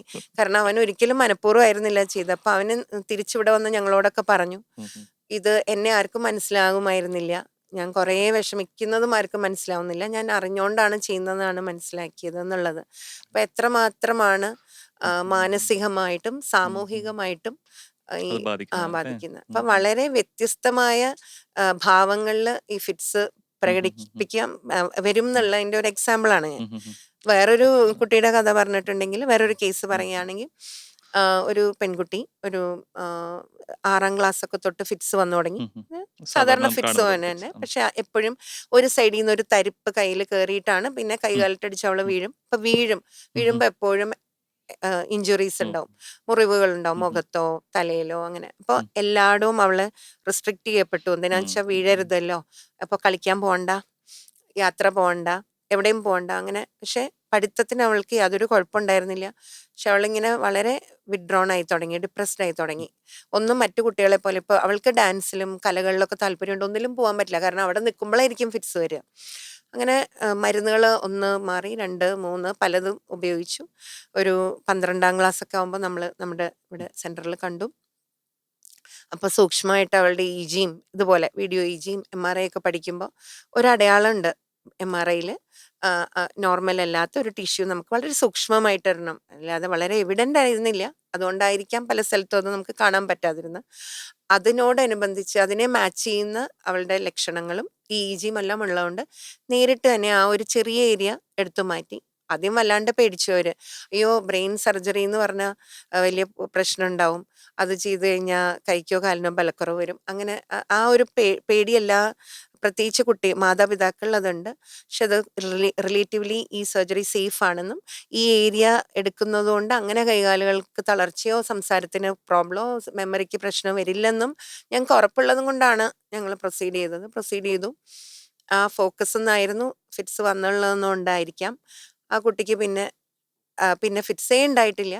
അവള് തിരിച്ച് ഇപ്പം അവള് IAS കോച്ചിങ് സെന്ററിൽ ചേർന്ന് പഠിക്കുകയാണ്. അപ്പം ഇങ്ങനെ ഒരുപാട് തരത്തിൽ എപ്പിലെപ്സി പ്രസന്റ് ചെയ്യാം. പക്ഷെ പല പല ചികിത്സാ രീതികളും ഇന്നുണ്ട് എന്നുള്ളതാണ്. അപ്പോൾ 2 കഥകളിലും വ്യത്യസ്തമായ ഒരു ഇതായിരുന്നല്ലോ അല്ലേ? അപ്പോൾ അവർ രണ്ടുപേരും ഇപ്പോൾ നന്നായിരിക്കുന്നു എന്ന് കേൾക്കുന്നത് തന്നെ ഒരു സന്തോഷകരമായ കാര്യമാണ്. മാഡം പിന്നെയുള്ളത് ഈ ഫിറ്റ്സ് ഒരാൾക്ക് ഇപ്പോൾ നമ്മൾ ആദ്യം പറഞ്ഞ പോലെ തന്നെയുള്ള ഫിറ്റ്സ് കൈകാലിട്ട് അടിച്ചിട്ടുള്ള ഫിറ്റ്സ് ആയിട്ട് ഒരാൾ പെട്ടെന്ന് വീഴുകയാണ്. അപ്പോൾ അങ്ങനത്തെ ഒരു സിറ്റുവേഷനിൽ ഒരു ഫസ്റ്റ് എയ്ഡ് ആയിട്ട് അല്ലെങ്കിൽ നമുക്ക് പെട്ടെന്ന് ചെയ്യാൻ പറ്റുന്ന കാര്യങ്ങൾ എന്തൊക്കെയാണ്? അല്ലെങ്കിൽ എന്തൊക്കെയാണ് ചെയ്യാൻ പാടില്ലാത്ത കാര്യങ്ങൾ? നമ്മുടെ പരിസരത്ത് ഇപ്പം നമ്മൾ കണ്ടുകൊണ്ട് നിൽക്കുകയാണ്, ഒരു ഫിറ്റ്സ് വരുന്നുണ്ടെങ്കിൽ ആദ്യം തന്നെ ചെയ്യേണ്ടത് ടെൻഷൻ പിടിക്കരുത്. പരിഭ്രാന്തി ഒഴിവാക്കിയിട്ട് സൂക്ഷ്മമായിട്ട് നോക്കണം. കാരണം ആ കണ്ട് നിൽക്കുന്ന ആളുടെ ഡിസ്ക്രിപ്ഷനേ ഉള്ളൂ ഡോക്ടറുടെ മുമ്പിലേക്ക് എത്തുമ്പോൾ ഫിറ്റ്സ് മാറിയല്ലോ. ഏതൊരു ഫിറ്റ്സും സാധാരണഗതിയിൽ 1-2 മിനിറ്റ് കൊണ്ട് സ്വയം ശമിക്കും അത്. അപ്പോൾ നമ്മൾ ആ കാണുന്ന ഒരാളുടെ ഒരു ഓപ്പർച്യൂണിറ്റിയാണ് ആ ലക്ഷണങ്ങൾ വിശദമായിട്ട് പറഞ്ഞ് ഡോക്ടർക്ക് പറഞ്ഞു കൊടുക്കാനുള്ള അവിടെ ഒരു അതായത് അവസരമേ ഞാനൊന്ന് ഉള്ളൂ. അവിടെ ചോദിച്ചോട്ടെ, അതായത് ഈ വിശദമായിട്ട് പറഞ്ഞു തരണം എന്ന് പറയുകയാണെങ്കിൽ എങ്ങനെ ഫിറ്റ്സിന്റെ കയ്യിൽ മാത്രമാണ്, കണ്ണിൽ മാത്രമാണ്, അങ്ങനത്തെ രീതിയിലുള്ള ഡിസ്ക്രിപ്ഷൻ ആണ് നമ്മൾ ഉദ്ദേശിക്കുന്നത്? അപ്പൊ എങ്ങനെയാണ് വീണത്, ഓക്കെ. എന്താണ് കാണിച്ചത്, ഇങ്ങനെ ചവയ്ക്കുന്ന പോലെയുള്ള മൂവ്മെന്റ് ഉണ്ടായോ, കുറെ നേരം എവിടെയെങ്കിലും ദൃഷ്ടി നോക്കിയിരിക്കുന്നത്. ഉറച്ചിങ്ങനെ നോക്കിയിരുന്നോ, ഒരു വേക്കൻറ്റ് ആഹാ, സ്റ്റെയർ ആഹാ, പോലെ ആഹാ. ഉണ്ടായിരുന്നോ, കൈകാലുകളിൽ എന്തെങ്കിലും ഒരു ഗോഷ്ടി പോലെ എന്തൊക്കെ ഉം, ഉം, ഉം. ചലനങ്ങളാണ് കൈകാലുകൾ ഉം, ഉം, കാണിച്ചത്. ഉം, ഉം. ഇനി വലുതായിട്ട് ഫിറ്റ്സ് ഉം, ഉം. കൈകാലുകളിട്ടടിച്ച് ചെയ്യുമ്പോൾ ഏത് സൈഡിലേക്കാണ് ഓ, തല ഇങ്ങനെ ഞെട്ടി ഞെട്ടി ഓക്കെ. അല്ല വെട്ടി പോയത്, പോകുന്നത്. ഓക്കെ. ഇങ്ങനെയുള്ള ഉള്ള ഡിസ്ക്രിപ്ഷൻ. ഡിസ്ക്രിപ്ഷൻസ് എല്ലാം. ഏത് സൈഡാണ് അനങ്ങാതിരുന്നത്, അതിന്റെ റിലവൻസ് ചലിക്കാതിരുന്നത്. എന്താണ്? എന്തുകൊണ്ടാണ് നമ്മൾ അത് അറിയണം എന്ന് പറയുന്നത്? എന്തിനാന്ന് വെച്ചപ്പോ ഞാൻ ആദ്യം പറഞ്ഞല്ലോ, ആഹാ. എപ്പിലെപ്സി ഫോക്കൽ ആവാം, ജനറലൈസ്ഡ് ആവാം. ഓക്കെ. അപ്പൊ ഈ ലക്ഷണങ്ങളിൽ നിന്ന് ഒരു തലച്ചോറിന്റെ ഒരു ഭാഗത്തുനിന്ന് തുടങ്ങണെന്ന് വെച്ചാൽ ലക്ഷണങ്ങളും ഒരു ഭാഗത്തുനിന്ന് മറ്റു ഭാഗത്തിലേക്ക് ഇങ്ങനെ ഉം, വ്യാപിക്കുന്നതായിട്ടാണ് കാണുക. ജനറലൈസ്ഡ് എന്ന് പറയുമ്പോൾ 2 സ്ഥലത്തും ഒരുപോലെ ഉണ്ടാവും. അപ്പൊ അതിൽ നിന്ന് തന്നെ നമുക്ക് മനസ്സിലാക്കാം. പിന്നെ ഉം, ഞാൻ ഈ ഉം. പറഞ്ഞ കഥകളിലൊക്കെ ഉള്ള പോലെ ഫോക്കസ് ഉണ്ടോ എന്നുള്ളത് നമ്മൾ കണ്ടുപിടിക്കുന്ന എപ്പിലെപ്റ്റിക് ഫോക്കസ് തേടുമ്പോൾ അതിന്റെ ആദ്യത്തെ സ്റ്റെപ്പ് രോഗി എന്തെല്ലാം കാണിച്ചു എന്നുള്ളതിൽ നിന്നാണ് നമ്മൾ പതുക്കെ അത് ഇന്ന തലച്ചോറിന്റെ ഭാഗത്തു നിന്നായിരിക്കാം എന്ന് നമുക്ക് മനസ്സിലാക്കാൻ പറ്റണം. അത് ഫസ്റ്റ് അത് സസൂക്ഷ്മം വീക്ഷിക്കുക, അത് ഡോക്ടർക്ക് പറഞ്ഞു കൊടുക്കുക. ഇനി ഇന്നത്തെ കാലത്ത് അതും വേണ്ട, കാരണം മൊബൈൽ ഇല്ലാത്ത ആളില്ലല്ലോ. അപ്പോൾ മൊബൈലിലെ വീഡിയോ ഓൺ ചെയ്ത് ആ ഫിറ്റ്സ് വരണ, നമ്മുടെ പരിസരത്താണ് ഒരാൾക്ക് വരണമെന്ന് വെച്ചാൽ ഫിറ്റ്സ് വരുന്ന ആ രംഗം മുഴുവൻ റെക്കോർഡ് ചെയ്യുക. കാരണം ഒരു വീഡിയോളം ഒരിക്കലും എത്തില്ല ഡിസ്ക്രിപ്ഷൻ, വിവരണം അത്രയാവില്ല. അത് കഴിഞ്ഞു അത് റെക്കോർഡ് ചെയ്യുക. അതിനുശേഷം അത് ചെയ്യുന്നതോടൊപ്പം തന്നെ ആരെങ്കിലും അവരെ ഒരു സൈഡിലേക്ക് ചെരിച്ചു കിടത്തുക, കഴുത്തിലോ അല്ലെങ്കിൽ ദേഹത്ത് വസ്ത്രം ഇറുകി പിടിച്ച് കിടക്കുന്നുണ്ടെങ്കിൽ ഉം, അതെല്ലാം ഉം, അയച്ച് വിട്ടുകൊടുക്കുക. ഉം, ഉം. കൈകാലുകളിട്ട് അടിക്കുമ്പോൾ അതിനെ പിടിച്ചമർത്താതിരിക്കുക, വിട്ടുകൊടുക്കുക, ആ മൂവ്മെന്റ് ഉണ്ടായിക്കൊള്ളട്ടെ. പിന്നെ വേഗം വായിലേക്ക് വെള്ളം ഒഴിച്ച് കൊടുക്കാതിരിക്കുക. ബോധം വരണവരെ ഇത് കൊടുക്കാതിരിക്കുക. പിന്നെ ആംബുലൻസ് വിളിച്ച് ആശുപത്രിയിലേക്ക് കൊണ്ടുപോകണം എപ്പോഴാന്ന് വെച്ചാൽ ഈ അപസ്മാര ലക്ഷണങ്ങൾ 5 മിനിറ്റ് തുടർന്നുകൊണ്ടിരിക്കും. സാധാരണ ഏത് ഫിറ്റ്സ് ഒരു 1 മിനിറ്റ് 1.5 മിനിറ്റ് കൊണ്ട് അത് അവസാനിക്കും. അത് തുടർന്നുകൊണ്ടിരിക്കുകയാണെങ്കിൽ, അതല്ലെങ്കിൽ ഒന്ന് മാറി ഒന്ന് അടുപ്പിച്ചടുപ്പിച്ച് വന്നുകൊണ്ടിരിക്കുകയാണെങ്കിൽ, അല്ലെങ്കിൽ വീഴ്ചയിൽ നിന്നൊരു മുറിവ് സംഭവിക്കുകയാണെങ്കിൽ, ഇങ്ങനെയൊക്കെ ആണെങ്കിൽ, അല്ലെങ്കിൽ ഏറ്റവും ആദ്യമായിട്ട് വരികയാണെങ്കിൽ ഒക്കെ പെട്ടെന്ന് എത്തിക്കുക. ഇനി ചെയ്യാൻ പാടില്ലാത്തതെന്ന് പറഞ്ഞാൽ വായിലേക്ക് ഇപ്പോൾ ഫിറ്റ്സ് വരുമ്പോൾ വേഗം നാക്ക് കടിക്കാതിരിക്കാനായിട്ട് സ്പൂണോ കോലോ അങ്ങനെയുള്ള സാധനങ്ങൾ ഇൻസേർട്ട് ചെയ്യും. അത് ചെയ്യരുത്. പിന്നെ ചെയ്യാൻ പാടില്ലാത്ത വെള്ളമോ അതുപോലെ പാനീയങ്ങൾ വായിലേക്ക് ഒഴിച്ചു ഒഴിച്ചു കൊടുക്കാൻ പാടില്ല. കൊടുക്കാതിരിക്കുക. ഇങ്ങനെയുള്ളതാണ് ചെയ്യാൻ നമ്മുടെ പാടില്ലാത്തത്. നാട്ടില് താക്കോൽ കൊടുക്കുക, മെറ്റലൊക്കെ കയ്യിൽ കൊടുക്കുക എന്നുള്ളൊരു ശീലം കണ്ടുവരാറുണ്ട്. ഉണ്ട്. അതിലെന്തെങ്കിലും ശാസ്ത്രീയതയുണ്ടോ? അങ്ങനെ ചെയ്യുന്നുണ്ട്. ഞങ്ങൾക്ക് മനസ്സിലായിട്ടുള്ളത് ഏതൊരു ഫിറ്റ്സും നോർമലി 1 മിനിറ്റ് 1.5 മിനിറ്റ് കൊണ്ട് ശമിക്കും. ഉം. ഇപ്പൊ താക്കോല് കൊടുത്താലും അങ്ങനെ തന്നെ ശമിക്കും, ഉള്ളി വെച്ചാലും അങ്ങനെ തന്നെ ശമിക്കും. അപ്പൊ അതുകൊണ്ടാണെന്ന് ഇതുവരെ ഒരു ശാസ്ത്രീയ തെളിവും കിട്ടിയിട്ടില്ല. അതുകൊണ്ട് ശാസ്ത്രീയമായിട്ട് അതിനൊരു അടിസ്ഥാനം ഉണ്ടെന്ന് പറയാൻ പറ്റുന്നില്ല. ഇപ്പൊ ഒരാൾക്ക് ഫിറ്റ്സിന്റെ ഒരു അസുഖം ലക്ഷണങ്ങളുണ്ട്. അപ്പൊ അയാൾ ആശുപത്രിയിൽ വരികയാണ്. എങ്ങനെയായിരിക്കും നമ്മൾ അയാളെ ഒന്ന് ഇവാലുവേറ്റ് ചെയ്യുന്നത്? അപ്പോൾ അത് ഏത് ഏത് തരത്തിലുള്ളതാണെന്ന് ഉം. അനുസരിച്ചിരിക്കും. ഉം. അപ്പോൾ ഈ അപസ്മാര നിർണയത്തിന്റെ ഏറ്റവും പ്രധാനമായിട്ടുള്ള ടെസ്റ്റ് EEG എന്ന് പറയും. ഉം. EEGയിൽ നമ്മൾ നോക്കുന്നത് അപസ്മാരത്തിന്റെ ബയോമാർക്കേഴ്സ്, അതായത് ഞാൻ പറഞ്ഞല്ലോ തലച്ചോറ് പുറപ്പെടുവിക്കുന്ന ആ വിദ്യുത് തരംഗങ്ങൾ, ആ തരംഗങ്ങളിൽ എന്തെങ്കിലും വ്യതിയാനമുണ്ടോ, അതിനകത്ത് വ്യതിയാനങ്ങളാണ് സ്പൈക്ക്, ഷാർപ്പ് വേവ് അങ്ങനെയൊക്കെ വിളിക്കുന്നത്. അപ്പോൾ ആ അടയാളങ്ങളുണ്ടോ, അത് ഏത് ഭാഗത്താണ്, ജനറലൈസ്ഡ് മൊത്തമായിട്ടുണ്ടോ, ഫോക്കലാണോ, അങ്ങനെ നമുക്ക് EEG ഒരു ഘടകമാണ്. അതുപോലെ തന്നെ MRI നമ്മൾ നോക്കുന്നത്, ഇപ്പം മറ്റേത് വിദ്യുത് തരംഗങ്ങളാണ് നോക്കിയെന്ന് വെച്ചാൽ MRIയിൽ നോക്കുന്നത് തലച്ചോറിന്റെ സ്ട്രക്ചറിൽ, ഘടനയിൽ എന്തെങ്കിലും മാറ്റം ഉണ്ടോ. ഉദാഹരണം ഞാൻ പറഞ്ഞു, ഇപ്പൊ ജന്മനാലുള്ള ദശ, അതിനെ പറയാ ഫോക്കൽ കോർട്ടിക്കൽ ഡിസ്പ്ലേസിയ, അല്ലെങ്കിൽ ഒരു സ്കാർ, ഞാൻ പറഞ്ഞു ബർത്ത് സമയത്ത് ഉണ്ടാവുന്ന ഇഞ്ചുറിയിൽ ഒരു സ്കാർ ഉണ്ടാവാം, അല്ലെങ്കിൽ ടെമ്പറൽ ലോബ് ഹിപ്പോകാമ്പസിൽ സ്ക്ലീറോസിസ് ഉണ്ടാവാം, അല്ലെങ്കിൽ ചെറിയ മുഴകൾ ഉണ്ടാവാം. അപ്പോൾ ഇങ്ങനെയുള്ള കാര്യങ്ങൾ വ്യക്തമാവും MRIയിൽ. ഇനി ഇതും പറ്റാത്ത ഇതിലൊന്നും തെളിയാതെയും എന്നാൽ ആവർത്തിച്ച് ഫിറ്റ്സ് വന്നുകൊണ്ടിരിക്കുന്ന ഒരാൾക്ക് നമ്മൾ ഈ എപ്പിലെപ്റ്റിക് ഫോക്കസ് തേടിയുള്ള യാത്രയാണെങ്കിൽ നമ്മൾ കൂടുതൽ ടെസ്റ്റുകൾ, പെറ്റ് സ്കാൻ, സ്പെക് സ്കാൻ അങ്ങനെയുള്ള ടെസ്റ്റുകളും ചെയ്യും. ഇതെല്ലാം ഇതിനു മുമ്പ് ഓൾറെഡി ഞാൻ പറഞ്ഞുകൊണ്ടാണ് ആവർത്തിക്കാതിരുന്നത്. ഇത് മറ്റു തരത്തിലുള്ള ഫിറ്റ്സ് അല്ലെന്ന് നമ്മൾ നോക്കും. അതായത് ഷുഗർ, ബ്ലഡ് ഷുഗർ, ബ്ലഡ് ടെസ്റ്റുകൾ, സോഡിയം, ഇലക്ട്രോലൈറ്റ്സ്, മറ്റു കാര്യങ്ങൾ, വേറെ ലക്ഷണങ്ങൾ നോക്കി ഒരു ഫിറ്റ്സിന്റെ മിമിക്കല്ല എന്നുള്ളതും കൂടി നമ്മൾ മനസ്സിലാക്കും. അത് നമ്മൾ നേരത്തെ പറഞ്ഞുകൊണ്ട് ഞാൻ ആവർത്തിക്കാതിരുന്നതാണ്. എന്നോടൊപ്പം നേരത്തെ പറഞ്ഞായിരുന്നു ഒരു വീഡിയോ EG എന്നുള്ളൊരു പദം യൂസ് ചെയ്തത്. സാധാരണ EGയിൽ നിന്ന് ഇതെങ്ങനെയാണ് വ്യത്യസ്തമാകുന്നത്? വീഡിയോ EG എന്ന് പറയുമ്പോൾ ഒരു ഇലക്ട്രോ എൻസെഫലോഗ്രാം, അതായത് ബ്രെയിൻ വേവ്സ് റെക്കോർഡ് ചെയ്യുന്ന സിസ്റ്റം. അപ്പൊ ബ്രെയിൻ വേവ്സ് റെക്കോർഡ് ചെയ്യുന്നതിനോടൊപ്പം തന്നെ സൈമൾട്ടേനിയസ്ലി ആ പേഷ്യന്റ് ഒരു സീഷർ വരികയാണെങ്കിൽ, ഇപ്പൊ നമുക്ക് എപ്പിലെപ്സി മോണിറ്ററിംഗ് യൂണിറ്റ് ഉണ്ട്. അപ്പൊ പേഷ്യന്റിന് ഫിറ്റ്സ് വരികയാണെങ്കിൽ ആ നോർമൽ അല്ലാത്ത EG വേവ്സ് തുടങ്ങുമ്പോൾ തന്നെ വീഡിയോയിൽ അവരിൽ കാണുന്ന മാറ്റങ്ങൾ, ഉദാഹരണത്തിന് അവരിപ്പോ കൈകാലുകളിട്ടടിക്കുകയാണെങ്കിൽ, അല്ലെങ്കിൽ സ്റ്റക്കായിരിക്കുകയാണെങ്കിൽ, സംസാരിച്ചുകൊണ്ടിരുന്ന് പെട്ടെന്ന് സ്റ്റക്കായിരിക്കുകയാണെങ്കിൽ, അതെല്ലാം നമുക്ക് വീഡിയോ റെക്കോർഡിംഗ് ഉള്ളപ്പോൾ നമുക്ക് കൂടുതൽ വിവരം അതിനെ മനസ്സിലാക്കാൻ പറ്റും.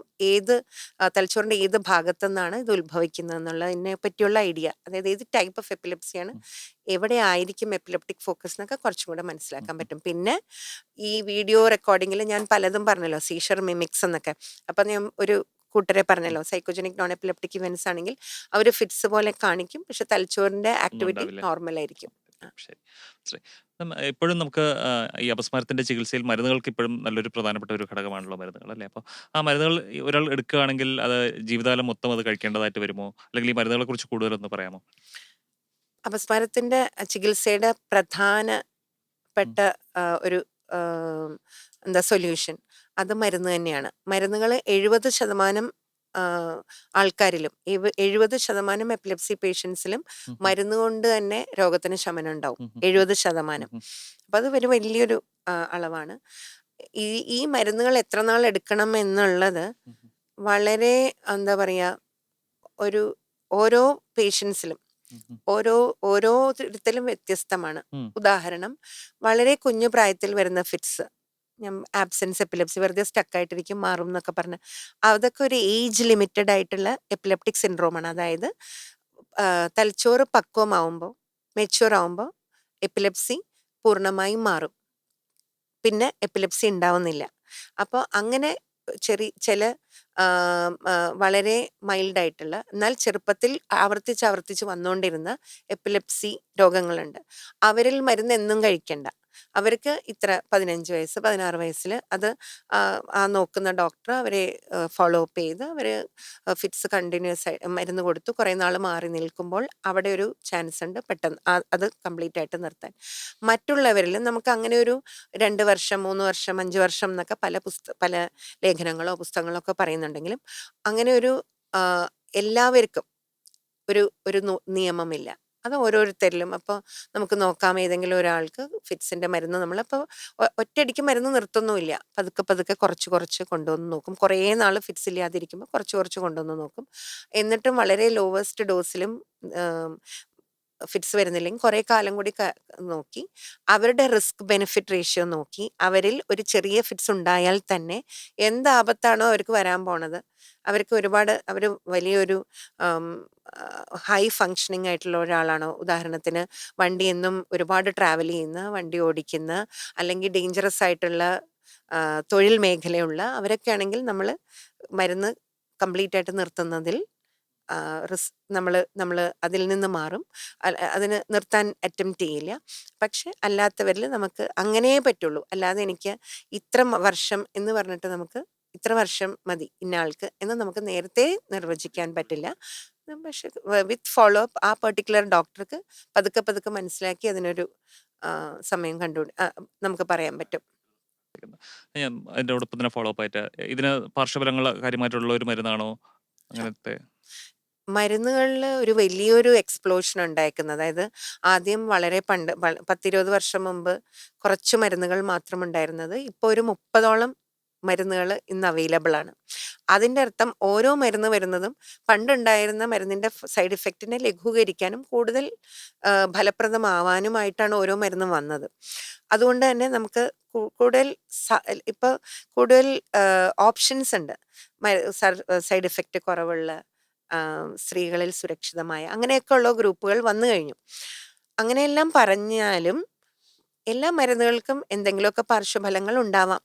അപ്പം അത് മനസ്സിലാക്കിയത് അതും ഒരു വിദഗ്ധ ഡോക്ടർക്ക് അത് സെലക്ട് ചെയ്യാൻ പറ്റും. ഇന്ന ആൾക്ക് ഇതായിരിക്കും നല്ലത്. കാരണം ഉദാഹരണത്തിന് ഇപ്പം ഓൾറെഡി കുറച്ച് ഇറിറ്റബിൾ ദേഷ്യപ്രകൃതവും കുറച്ച് ആകാംക്ഷയും ഒക്കെ ഉള്ളൊരു പേഴ്സണാലിറ്റിയിൽ ഇപ്പം നല്ല ലെവിട്രാസിറ്റാൻ പോലെയുള്ള മരുന്ന് നമ്മൾ ഉപയോഗിച്ചാൽ നമുക്കറിയാം അത് മോശമാവുന്നു. എന്നാൽ എല്ലാവർക്കും അതില്ല.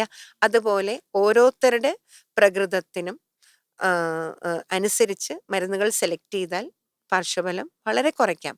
പിന്നെ നേരത്തെ ഇന്ന പാർശ്വഫലം ഉണ്ടാവാമെന്ന് നമുക്ക് ഓൾറെഡി അറിയാമെങ്കിൽ വളരെ ചെറിയ ഡോസിൽ തുടങ്ങി പതുക്കെ എസ്കലേറ്റ് ചെയ്ത് കൊണ്ടുവരുമ്പോഴും ഈ പാർശ്വഫലങ്ങളുടെ പ്രോബ്ലം ഒഴിവാക്കാൻ പറ്റും. അപ്പോൾ നമ്മളിപ്പോൾ മരുന്നുകളെ കുറിച്ച് നമ്മൾ വിശദമായിട്ട് സംസാരിച്ചു. മരുന്നുകളോടൊപ്പം തന്നെ എനിക്കൊന്ന് ഇപ്പം സർജറിയും ഈ എപ്പിലെപ്സി ചികിത്സയിൽ ഒരു പ്രധാന ഘടകമായിട്ട് വന്നുകൊണ്ടിരിക്കുകയാണ്. അപ്പോൾ എപ്പോഴാണ് നമ്മൾ ഒരാൾക്ക് ഒരു എപ്പിലെപ്സി സർജറി വേണമെന്നൊക്കെ തീരുമാനിക്കുന്നത്? ഞാൻ പറഞ്ഞല്ലോ, മരുന്നാണ് പ്രധാനമായിട്ടുള്ള ചികിത്സാ രീതിയെങ്കിലും 70% ആൾക്കാരിൽ അത് കവർ ചെയ്യപ്പെടും. 70%. പക്ഷെ ബാക്കി 30% ആൾക്കാർക്ക് മരുന്ന് ഫലിക്കാതെ ഇരിക്കുന്നു.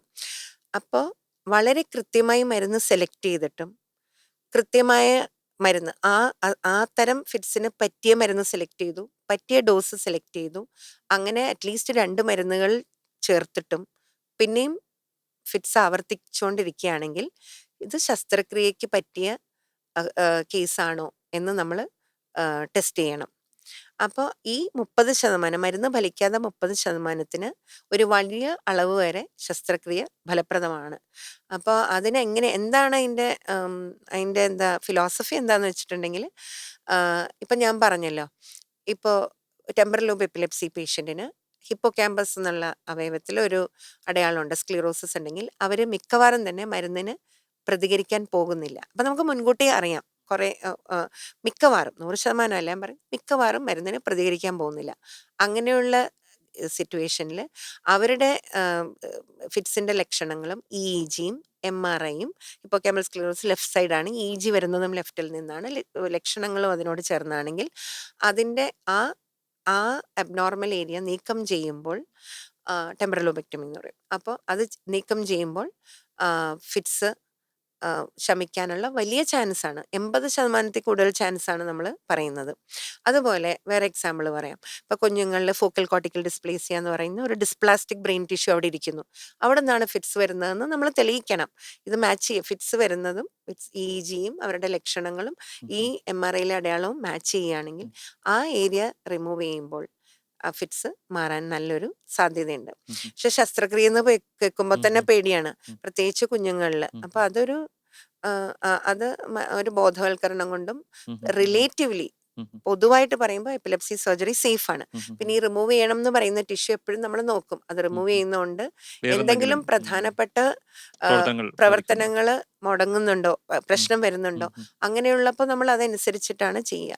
പിന്നെ ഇനി സർജറി ചെയ്യുന്നത് കൊണ്ട് ചെയ്യാനുള്ള ഫിറ്റ്നസ് ഇല്ലാതെയോ അല്ലെങ്കിൽ ചെയ്യാൻ അമിതമായ ഭയമുണ്ടോ, അതോ ഞാൻ പറഞ്ഞ പോലെ വളരെ ഇമ്പോർട്ടൻ്റ് ഏരിയ ആണ്, നമുക്ക് അത്രയൊന്നും ചെയ്യാനുള്ള കോൺഫിഡൻസ് ഇല്ല, അല്ലെങ്കിൽ നമുക്കൊരു ഭയമുണ്ട് സൈഡ് ഇഫക്റ്റ് വരാം, അങ്ങനെയുള്ളപ്പോഴാണ് നേരത്തെ പറഞ്ഞില്ലേ നൂതന ചികിത്സാ രീതി, അവിടെ ലേസർ പോലെയുള്ള ചികിത്സാ രീതികൾ ഉപയോഗിക്കാം. അതായത് സർജറി മറ്റേ ബ്രെയിൻ തുറക്കാതെ, സ്കള്ള് തുറക്കാതെ ലേസർ രശ്മികൾ കടത്തിവിട്ട് ആ ഒരു പെർട്ടിക്കുലർ ഏരിയ നമുക്ക് ഓൾറെഡി ഉറപ്പാണ് ഇന്ന ഏരിയ ആണെന്നുണ്ടെങ്കിൽ അത് അതിലേക്ക് ടാർഗറ്റ് ചെയ്ത് അത് അബ്ലേറ്റ് ചെയ്ത് അല്ലെങ്കിൽ ബേൺ ചെയ്ത് അല്ലെങ്കിൽ നിർവീര്യമാക്കുമ്പോൾ ഫിറ്റ്സിന് ശമനം ഉണ്ടാവും. ആ ഒരു ചികിത്സാ രീതിയും നമുക്ക് അവലംബിക്കാൻ പറ്റും. അപ്പോൾ മാഡം പറഞ്ഞ ഈ നൂതനമായ ചികിത്സാ രീതികളൊക്കെ തന്നെ അമൃതയിലുണ്ടെന്ന് എനിക്ക് ഉറപ്പാണ്. എന്നിരുന്നാലും ഈ അമൃതയിലെ എപ്പിലെപ്സി വിഭാഗം അത് എനിക്ക് തോന്നുന്നു ഒത്തിരി പ്രത്യേകതകൾ അവകാശപ്പെടാൻ കഴിയുന്ന ഒരു വിഭാഗമാണല്ലോ. എന്താണ് അമൃതയെ വ്യത്യസ്തമാക്കുന്നത്? ഞാനിപ്പോൾ പറഞ്ഞല്ലോ, ഡിസ്ക്രൈബ് ചെയ്തു, അപസ്മാരം പല തരത്തിലാണെന്ന് ഇപ്പം മനസ്സിലായല്ലോ. മരുന്ന് പറഞ്ഞു, ശസ്ത്രക്രിയ പറഞ്ഞു, ഇങ്ങനെ പലതും പറഞ്ഞു. അപ്പോൾ ഈ തരം അതിനൊക്കെ കുറച്ച് സംവിധാനങ്ങളുടെ ബാക്കപ്പും കൂടി ആവശ്യമാണ്. ഈ സംവിധാനങ്ങളൊക്കെ നമുക്ക് അമൃത അഡ്വാൻസ് സെൻറ്റർ ഓഫ് എപ്പിലെപ്സിയിൽ അവൈലബിൾ ആണ്. നമുക്ക് നല്ലൊരു എപ്പിലെപ്സി മോണിറ്ററിങ് യൂണിറ്റ് ഉണ്ട്. അതാണ് ഇപ്പോൾ ഇന്ത്യയിലെ ഏറ്റവും വലിയ എപ്പിലെപ്സി മോണിറ്ററിങ് യൂണിറ്റ് നമുക്കുണ്ട്. അപ്പോൾ അവിടെ ഈ വീഡിയോ EG നടത്താനുള്ള സൗകര്യങ്ങളുണ്ട്. അതുകൂടാതെ നമ്മളാണ് സ്റ്റീരിയോ EG എന്നുള്ള ഒരു ഒരു പുതിയ തരത്തിലുള്ള EG റെക്കോർഡിംഗ് ആദ്യമായി ഇന്ത്യയിൽ തുടങ്ങിയത്. എന്താണ് ഈ സ്റ്റീരിയോ EG എന്ന് പറയുമ്പോൾ എന്താ വ്യത്യസ്തമാക്കുന്നതിനെ സാധാരണ EGയിൽ നിന്നും? സ്റ്റീരിയോ EG എന്ന് പറയുമ്പോൾ നമ്മൾ സാധാരണ EG എന്ന് പറയുമ്പോൾ തലച്ചോറിന്റെ പുറത്ത് തലയുടെ പുറത്ത് ഇങ്ങനെ ഒട്ടിക്കുക, ഇലക്ട്രോഡ് ഒട്ടിക്കുക, റെക്കോർഡ് ചെയ്യാം. അപ്പൊ അതിൽ നിന്ന് വിവരങ്ങൾ ശേഖരിക്കുമ്പോൾ നമുക്ക് എപ്പോഴും ഒന്നും കൃത്യമായിട്ട് ഇന്നടത്തുനിന്നാണ് വരുന്നതെന്ന് കാണാൻ പറ്റില്ല. അങ്ങനെയുള്ള കേസിൽ അങ്ങനെയുള്ള കേസും പക്ഷെ നമുക്കറിയാം ഇതൊരു ഫോക്കൽ എപ്പിലെപ്സി, ഒരു ഭാഗത്തു നിന്ന് വരുന്ന എപ്പിലെപ്സി ആണെന്ന് ഒരു ധാരണയുണ്ടെങ്കിൽ നമുക്ക് എങ്ങനെയെങ്കിലും കൃത്യമായിട്ട് ആ ഫോക്കസ്, ആ എപ്പിലെപ്സിയുടെ ഉറവിടം, ആ നോർമൽ അല്ലാത്ത തരംഗങ്ങളുടെ ഉത്ഭവസ്ഥാനം കണ്ടുപിടിക്കണം. അപ്പോൾ നമ്മൾ എന്ത് ചെയ്യും, പണ്ടാണെങ്കിൽ ഈ സ്റ്റീരിയോജിക്ക് മുമ്പാണെങ്കിൽ തലയോട്ടി തുറന്നത് ഒരു മേജർ സർജറിയാണ്. എന്നിട്ട് ഇലക്ട്രോഡുകൾ അകത്ത് നിക്ഷേപിച്ചിട്ട് പിന്നെ റെക്കോർഡ് ചെയ്യും. അത് കുറച്ച് വലിയൊരു സർജറി കൂടി പോകണം. എന്നിട്ട് എല്ലാം റെക്കോർഡ് ചെയ്ത് കഴിഞ്ഞിട്ട് അഥവാ ഫോക്കസ് ഇല്ലെങ്കിൽ ഇത്രയും വലിയൊരു സർജറി കഴിഞ്ഞിട്ട് എപ്പിലെപ്സി സർജറിയിലേക്ക് പ്രൊസീഡ് ചെയ്യാനും പറ്റില്ല. ഇതിനെല്ലാം ഒഴിവാക്കാനാണ് സ്റ്റീരിയോ EG എന്ന് പറഞ്ഞ ടെക്നിക്ക് വന്നത്. അതെന്താന്ന് വെച്ചാൽ തലയോട്ടിയിൽ കൂടി വളരെ സൂക്ഷ്മമായ പിൻ ഹോളിൽ കൂടി ഒരു നൂല് പോലെയുള്ള ഇലക്ട്രോഡുകൾ അല്ലെങ്കിൽ മുടിനാഴ പോലെയുള്ള ഇലക്ട്രോഡുകൾ അകത്തേക്ക് കടത്തിവിട്ട് നമുക്ക് ഒരു എവിടെയൊക്കെയാണ് ആയിരിക്കാം സ്ഥാനങ്ങൾ എന്ന് നമുക്കൊരു ഊഹം ഉണ്ടല്ലോ, അവിടെയെല്ലാം കടത്തിവിട്ടിട്ട് അന്ന് തന്നെ എപ്പിലെപ്സി മോണിറ്ററിംഗ് യൂണിറ്റിൽ കൊണ്ടുവന്ന് EG റെക്കോർഡ് ചെയ്യാൻ സാധിക്കും. ഇതാണ് സ്റ്റീരിയോ EG. ഈ ഇലക്ട്രോഡുകൾ വളരെ കൃത്യമായിട്ട് നിക്ഷേപിക്കാനും ഇതിനൊക്കെ നമ്മുടെ സെൻറ്ററിൽ റോബോട്ടിക് സിസ്റ്റം ഉണ്ട്. ഇപ്പോൾ robotic system assisted stereo EG ആണ് നമ്മൾ ചെയ്യുന്നത്.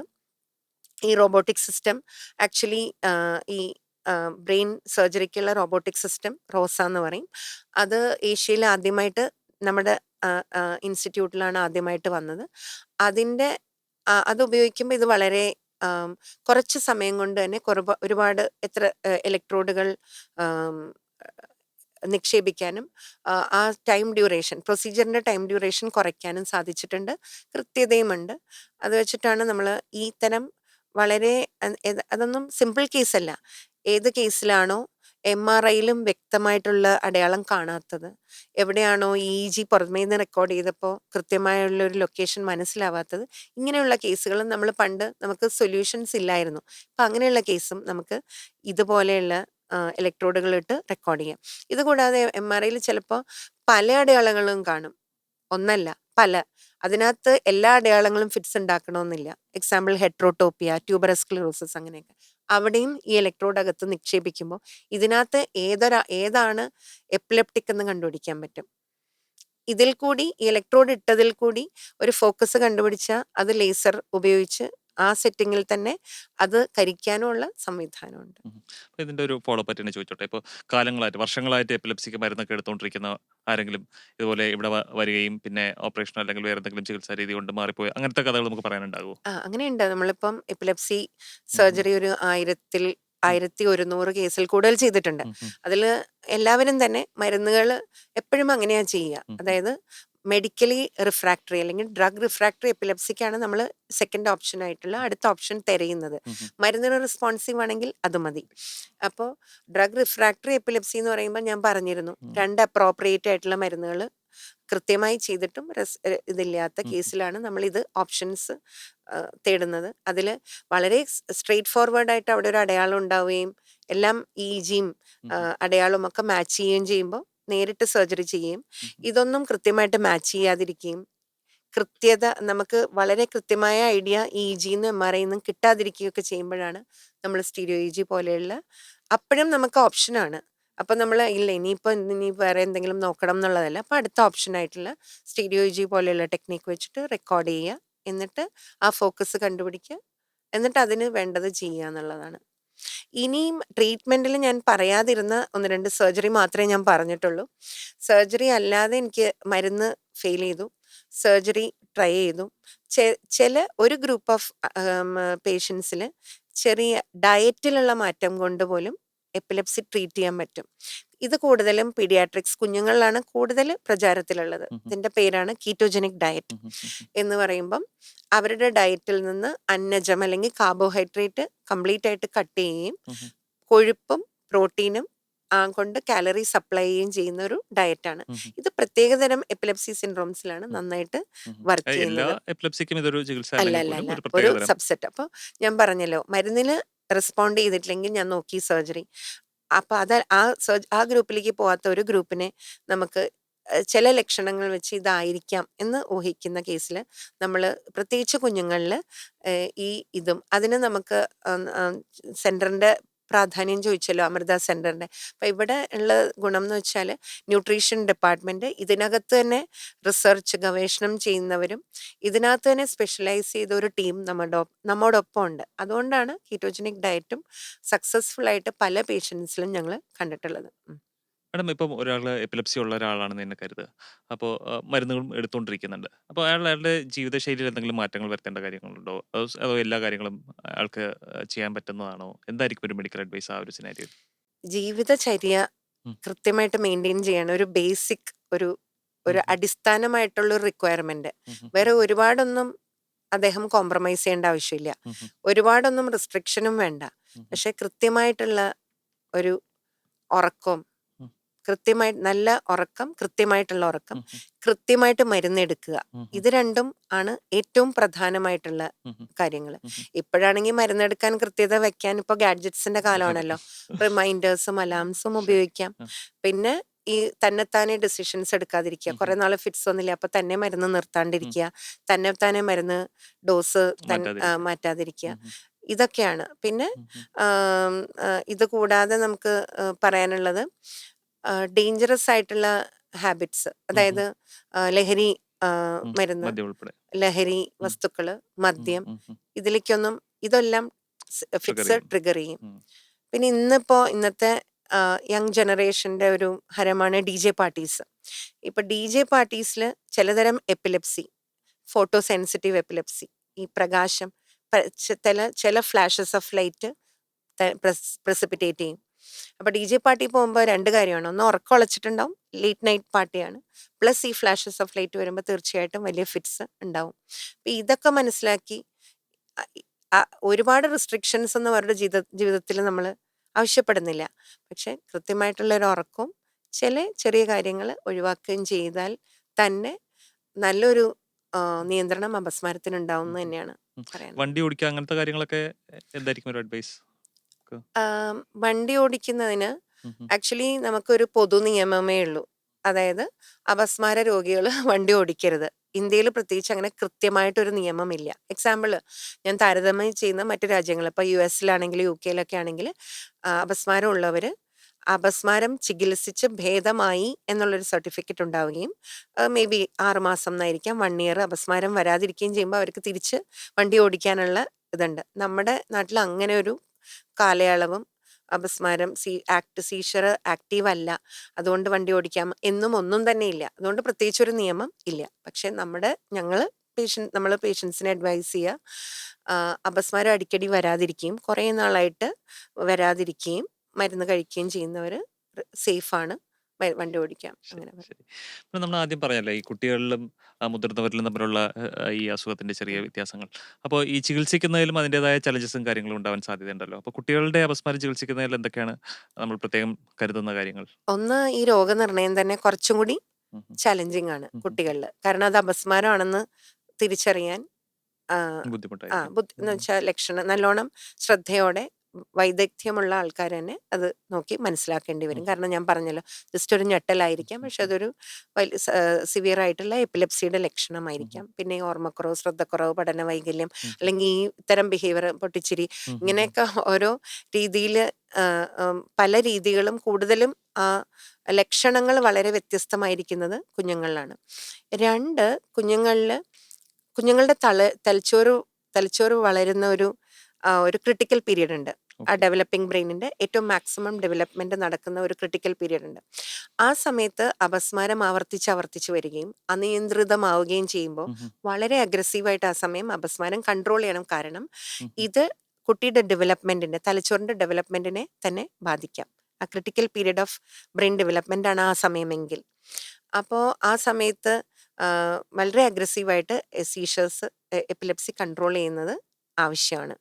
പിന്നെ 3, അവരോടുള്ള ആം, സമീപനം. കുഞ്ഞുങ്ങളാവുമ്പോൾ മാതാപിതാക്കൾ ഇനിയിപ്പോൾ പഠിക്കാനൊന്നും പറയുന്നില്ല, കാരണം ഫിറ്റ്സ് വന്നുവല്ലോ. ഉം. അപ്പോൾ അമിതമായിട്ടുള്ളൊരു പ്രൊട്ടക്ഷൻ, ഉം ഉം. അമിതമായിട്ടുള്ള ലാളനം, ആക്ടിവിറ്റീസിനൊക്കെ ആ, റെസ്ട്രിക്ട് ആ, ചെയ്യുക, കളിക്കാൻ പിന്നെ വിടാതിരിക്കുക, അങ്ങനെയൊക്കെ അല്ലേ? എല്ലാത്തിൽ നിന്നും റെസ്ട്രിക്ട് ചെയ്യുക. അപ്പോൾ എന്ത് പറ്റും വെച്ചാൽ ആ കുട്ടിയുടെ കഴിവ് പുറത്തേക്ക് വരാതിരിക്കുകയും പിന്നെ മറ്റേ പുറം ആണെങ്കിൽ കുട്ടിക്ക് പതുക്കെ ഉം ഉം. വിഡ്രോൺ ആയി ഡിപ്രഷൻ ആവാൻ തുടങ്ങുകയും ചെയ്യും. ഇതൊക്കെയാണ് കുഞ്ഞുങ്ങളിലുള്ള ചലഞ്ചസ്. അപ്പോൾ എവിടെ വളരെ അഗ്രസീവായിട്ട് മരുന്നുകൾ ഉപയോഗിക്കണമെന്നും ആ രോഗനിർണയത്തിന്റെ കാലഘട്ടവും പിന്നെ മാതാപിതാക്കൾ മരുന്ന് കൊടുക്കാനും വിസമ്മതിക്കും. കാരണം മരുന്ന് കൊടുക്കുമ്പോൾ അവരുടെ പേടി എപ്പോഴും മരുന്നിന്റെ സൈഡ് എഫക്റ്റ് കുഞ്ഞിന്റെ ബുദ്ധിയെ ബാധിക്കുമോ എന്നുള്ള ഒരു തെറ്റിദ്ധാരണയുണ്ട്. അപ്പോൾ അതിലും അവർ സ്വയം കുറച്ചൊക്കെ മരുന്ന് നമ്മൾ പറയുന്ന ഡോസിലായിരിക്കില്ല ചെയ്യുക. അപ്പോൾ ഇതൊക്കെ നല്ല വൽക്കരണത്തിന്റെ ആവശ്യം പ്രത്യേകിച്ച് ഈ സിനേറിയോയിലുണ്ട്. ഉം. എനിക്കൊന്ന് ഫിറ്റ്സിനെ കുറിച്ച് നമുക്ക് കൾച്ചറലായിട്ടും അല്ലെങ്കിൽ തന്നെ കുറെ അന്ധവിശ്വാസപരമായിട്ടും ഇതിനൊക്കെ പല ലിങ്കപ്സും കാര്യങ്ങളും ഉണ്ടല്ലോ. ഉണ്ട്. അതിനെക്കുറിച്ച് എന്തെങ്കിലും ഒന്ന് വിവരിക്കാമോ? ആ, ഉം. ഫിറ്റ്സ് പലയിടത്തും ഇന്നും ഉം. ഞെട്ടലോടെ ഞങ്ങൾ മനസ്സിലാക്കാറ് അതൊരു മാനസിക രോഗമാണെന്ന് മനസ്സിലാക്കണവരുണ്ട് റൈറ്റ്. ഇപ്പോഴും. ആഹാ. പിന്നെ അല്ലെങ്കിൽ ഇത് കാരണം ഈ ഒരു കുറച്ച് സെക്കൻഡ് വന്നിട്ട് മാറുന്നത് കൊണ്ട് പ്രേതബാധയുടെ ആവേശമാണെന്ന് മനസ്സിലാക്കുന്ന കുറെ പേരുണ്ട്. ഉം ഉം ഉം ഉം. പിന്നെ ഇത് പാരമ്പര്യമായതുകൊണ്ട് വിവാഹം കഴിക്കാൻ പാടില്ല എന്ന് ഓ, പറയുന്നവരുണ്ട്. അത് തെറ്റാണ്. ഓക്കെ. കാരണം വളരെ ഒരു ചെറിയ ശതമാനമാണ് പാരമ്പര്യമാവുന്നത് ഉം ഉം ഉം ഉം. ആയിട്ട് വരുന്നത്. പിന്നെ ഫിറ്റ്സ് ഏത് പ്രായത്തിലും വരാം. ഉം. വിവാഹം കഴിഞ്ഞും വിവാഹം മുന്നും വരാം. മുമ്പൊക്കെ വരാം. അതുകൊണ്ട് ഉം. വിവാഹം ഒഴിവാക്കേണ്ട ഉം. ആവശ്യമില്ല. അതുപോലെ മാഡം പറഞ്ഞ പോലെ ഇത് ഫിറ്റ്സ് ഉണ്ടാകുന്ന കുറച്ച് നിമിഷങ്ങളല്ലാതെ ബാക്കി ഒരു സമയങ്ങളിൽ ഒരു നോർമൽ അവര് ലൈഫാണ്. നോർമൽ അതെ ലൈഫിന് അതെ. കേപ്പബിൾ ആണ്. ഉം ഉം. പിന്നെ തിരിച്ചും പറയണവരുണ്ട്, എന്നാ പിന്നെ വിവാഹം കഴിപ്പിക്കുക, അപ്പൊ ഉം. ഫിറ്റ്സ് മാറുന്നു. ഉം. വിവാഹം കഴിപ്പിക്കണോണ്ട് അപ്പോൾ മാറില്ല. ഫിറ്റ്സ് മാറില്ല. ഫിറ്റ്സ് ചികിത്സ ഒരു രോഗമാണല്ലോ, അതെ. മസ്തിഷ്ക റിലേറ്റഡ് രോഗമാണ്, ചികിത്സിച്ചാലേ മാറുള്ളൂ.